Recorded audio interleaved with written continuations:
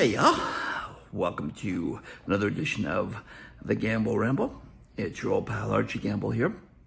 And first of all, I would like to take a second and thank those of you who are tuning in for tuning in.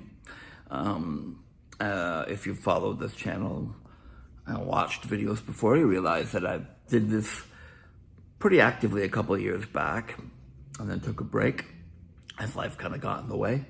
And recently polled friends on Facebook to ask if I would resume, would they in fact support it? And you have responded positively, and you have supported it thus far. So thank you very much for that. I've certainly learned from the old vlogs that I posted and took down that I was scattered and unfocused.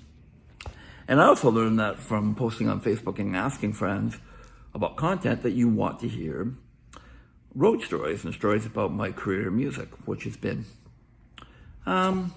interesting, definitely. Semi-successful in terms of cool experiences, very successful. So that's what I think I'm going to focus on at this point and moving forward. Maybe some odd bits of equipment here and there and other music geek stuff. So today I'm going to tell you such a story, and this story, as you can see by the title, is about Helix, who I played with from 1997 to 2004, 7 years. Helix was on Capital EMI worldwide, and 4 gold, 3 platinum albums, 1 double platinum in Canada, #1 album in Sweden.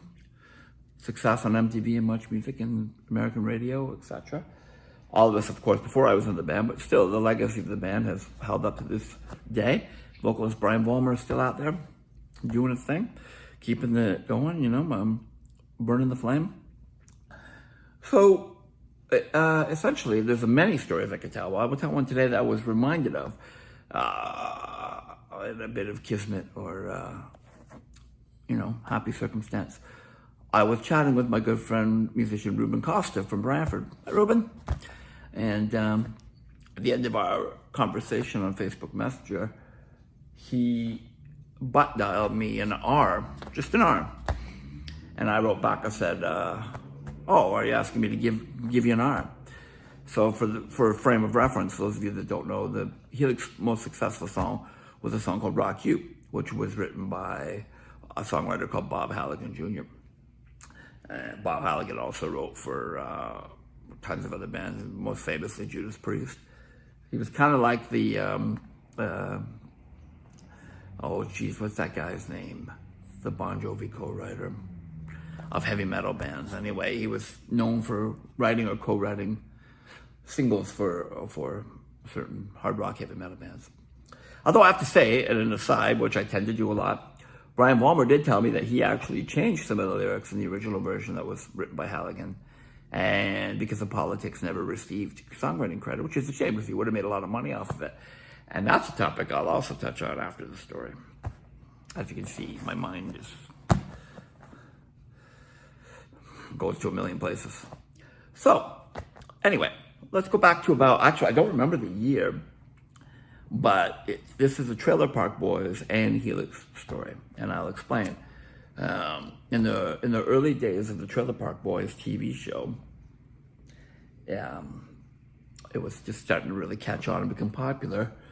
Apparently in one episode, which I'll try and record and put in here if I can, there was a Helix reference made. So it's a conversation with Ricky and the camera, and it cuts away to a conversation with Bubbles in the camera. And Ricky's favorite band was Helix. He's talking about how he sold a lot of dope at a Helix concert, and it was a wicked concert. And if they asked the band, the crowd just shout R, and the crowd shouted R, and O-C-K. Oh, it was a wicked concert. Then the camera pans to Bubbles, and Bubbles, who loves Rush and doesn't think very highly of Helix, says, "I'm not giving anyone a fucking R. Give me a fucking R." Anyway, it was funny. So the night after, the day after that episode aired, I got phone calls and emails from a lot of friends saying, "Hey, they mentioned you guys." I was still in Helix at the time, and I think it was around early 2000s, it must have been. So people were messaging me saying, hey, they mentioned you guys on Trailer Park Boys last night. So I did a little research online and found out about it. It was a pretty funny situation. So at the time I was, the last 4 years I was in Helix, 2000, 2004, I not only played drums, I road managed the band as well. And helped Brian Vollmer with some light office duties and light management duties and stuff. Sometimes it's easier for a representative of the artist to reach out than it is for the artists themselves in the industry. Don't ask me why that is, but it is that way, or used to be. So I was at Brian's, I'll never forget, this was Brian's home, his lovely wife, Linda, rather, in the office, and I was doing some work on some upcoming shows, advancing the shows, calling them, fax, there's a old school, promoters, and going through the contract, and getting the deposit, and getting the contract signed, and booking flights and hotels, and tour support staff and hotel rooms, etc. And Brian came in, has his coffee, his Tim Hortons, of course, and I said, hey, we were mentioned on the Trailer Park Boys last night. And Brian said to me, what's a Trailer Park Boy? And I had to explain to him about the show. And then it was this hot young comedy, troupe, this hot comedy show that was filmed in Halifax, and it was very popular. And explained the context to him. And as we were talking, I said, we should track down the director and write him an email and say thank you and send them some Helix shirts, send the cast some Helix shirts. Brian said, get on it. So whenever, I'll give Brian a lot of credit. Whenever I had an idea that he liked, he was very supportive and said, okay, do it, bring it to me. And then if he liked it, he'd give me full approval. So that's what I did. I somehow, through TV friends, I think I might have contacted Jessica Kappa Bianco, who was a producer at Much Music. And I'd met Jessica when Brian and I had appeared on an episode of the Power Hour on Much Music, which will be another vlog. I'll talk about that. But Brian was nice enough to include me. He and I co-hosted an hour-long episode. I think she was the person I reached out to, being in the TV industry. She said, oh yeah, the person you want to find is a guy named Mike Clattenburg. And I won't lie to you, I don't recall exactly how, but I got Mike Clattenburg's email address. It might have been from Jessica. Jessica, thank you if you're watching. And so I wrote him and I said, listen, my name is Archie Gable. I'm the drummer and / road manager of Helix. I'm writing on behalf of Brian Vollmer and myself to say thank you for the shout out on the Trailer Park Boys episode. And, I'm a fan of the show, and it was really funny I hear, and, this is the part that's a little murky, I won't lie, that I think, I know that I probably said we'd like to send you some t-shirts. Now, I can't remember if we actually did. I believe that we did. I believe they gave me an address, and we sent some. I'm pretty sure. So, what I do know was what happened, and after a little more correspondence, I said to Mike, well, look, Mike told me he put that scene in there specifically because he was a big Helix fan as a kid. And I said, well, I'm just going to connect you directly with Brian and you guys can talk, right? And here's another gray area. I believe that when I brought up, after that email, talking to Brian, that the guy's name was Mike Clattenburg, I think Brian had worked with him on something or knew him somehow through the industry. And if Brian, if you're watching this, I apologize if it's incorrect, but even if that's not the case, they did become acquainted after I hooked them up. So they started writing to each other directly. So it turns out that Clattenburg was a big Helix fan, as I said, which many of us were. As a teenager, I was, right? And the end result was that he invited Brian to come out and shoot a scene with Ricky and Bubbles. And that could possibly be included in a future episode of the show. And to Brian's credit, Brian invited me to come along. He said, they're flying me out, they're putting me up. You can crash in my room, on the couch or the floor, whatever, get you a cot. But you have to pay your own airfare. Now, at the time, I wasn't gigging a lot. Helix wasn't gigging a lot. I didn't have a lot of money. And I couldn't raise the extra $400 or $500 to go, which I regret to this day because Brian said he would have found a way to work me into the scene, even if I was just sitting there with no dialogue. But what happened was that Brian went and they shot a scene on the set, and it was for an episode where Ricky takes over as trailer park supervisor for Mr. Leahy. So the scene focuses on Bubbles and Ricky, putting up outside of the trailer, the office trailer, Ricky's name as new manager. And they discover, of course, that they're short of an R for the name, right? And they're using those, if you remember, those tin sticky letters you get at Home Hardware when we were kids. So Bubbles and Ricky are talking. Oh, it looks like we need an R, Bubs. Oh, where are you going to get an R? And Ricky's like, give me an R.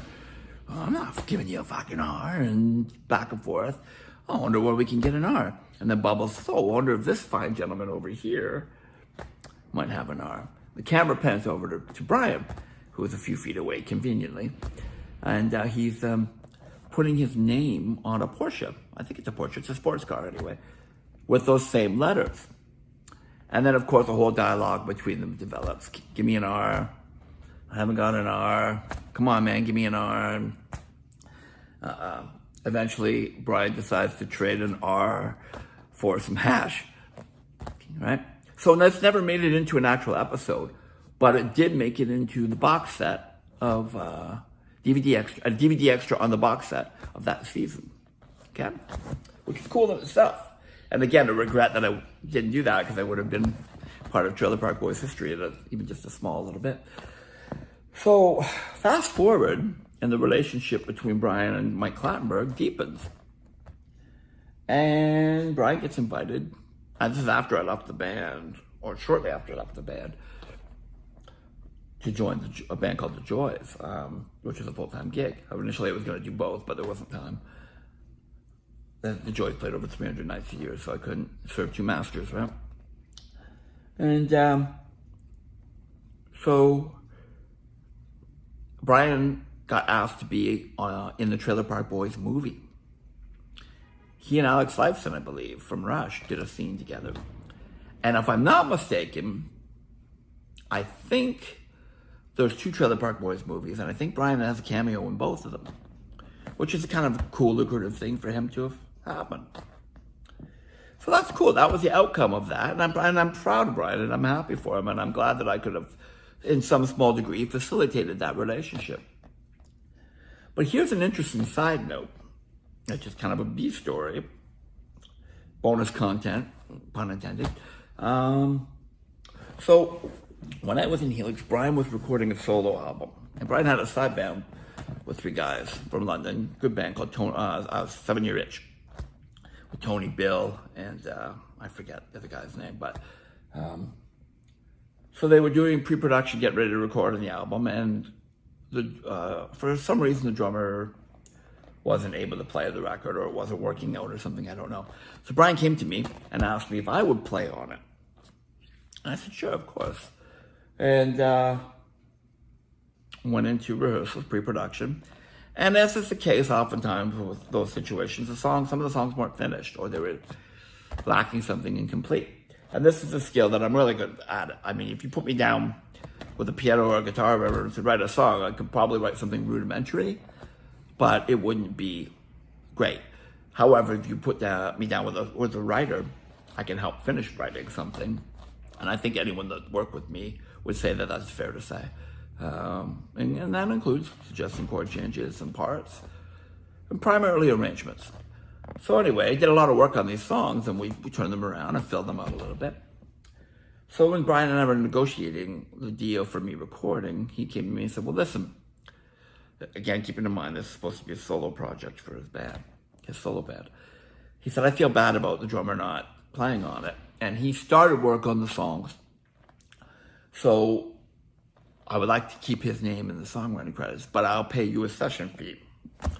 So this is a distinction that needs to be made, because as a side man and a session musician, you know, technically I was entitled to a writing credit as much as anyone else in that room was.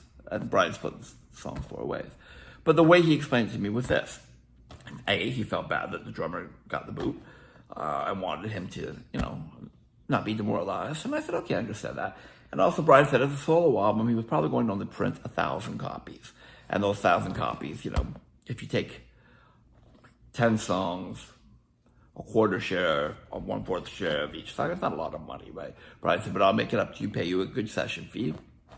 So that's the terms of agreement we came to. Brian kept his word. He paid me. We came to a dollar figure for the 10, 11 songs recorded. Did the album. Now, in the interim, it wasn't working out with the bass player either. Now, this is nobody's fault. Tony, the bass player, was a great bass player, a great guy. But the studio is a different animal, and sometimes people I don't have studio experience, they're not really used to it. So brought Stan Fountain in. Suggested Stan would brought him in. And then it morphed into a new Helix album. Long story short. The album that was supposed to be Brian's second solo album, I believe, turned into the Helix album, Rockin' in My Outer Space. So, how is this connected with the Trailer Park Boys, you ask? Well, one of the songs or more were used by Mike Clattenburg in the Trailer Park Boys movie. And possibly an episode of the show, but I can't say that for sure. And yeah, it was licensed to, for the movie. Now, I don't know if it was actually in the film or on the soundtrack, but there was the song was called "I Just Want to Be Stoned," right? Which fit in with the Trailer Park Boys theme. So, there's no real point to the story other than to say that perhaps, and this is completely my own fault, I negotiated a not so good deal for myself. Now, granted, I'm fairly knowledgeable about the industry, but I did this to help a friend. Because what would have happened was I would have received SOCAN BMI performance royalties from appearing on the track in a movie and being a co-writer. And I just basically gave those away. Now, as I said, before anyone jumps to the wrong conclusion, I believe Brian fully when he said to me that it was supposed to be an initial run of 1,000, which I believe to be 100% true. I don't think he had any intention of it becoming a Helix album or becoming used on the Trailer Park Boys soundtrack. So, it's fine. This is a case of shit happens, as they say, right? But I can't help but think, sometimes I look at my dwindling SOCAN quarterly statements and think, there'd be a few $100s, if not a couple $1,000 more on that if I have maybe negotiated a little different or better for myself. But it's water under the bridge and you can't complain about it. And I'm truly happy for Brian that that connection was made and that connection led to some promotion success, financial success, perhaps, for Brian. And I had a small part in it. So, again, never to be misunderstood that I'm trying to go I, me. But it's a story that goes to show you that behind the scenes, little things can happen. Ripple like a rock, skipping stone, ripples and waves, right? If someone hadn't have reached out to me and told me the Trailer Park Boys had mentioned us, I would never have known. If I had mentioned Brian and then contacted Clattenburg, Brian would never have made the connection and been in the movie, perhaps. In fact, I'm pretty safe bet to say that it wouldn't have happened. But that said, if my aunt had nuts, she'd be my uncle, right? It's just a thing. Anyway, I'm proud of my connection with one of Canada's greatest hard rock bands. I still am to this day. Brian called me. And I wish them well. And I wish you well. And I really appreciate you listening to me, telling my rock and roll tales. And I hope everyone is safe and well, and happy and healthy. Thanks again.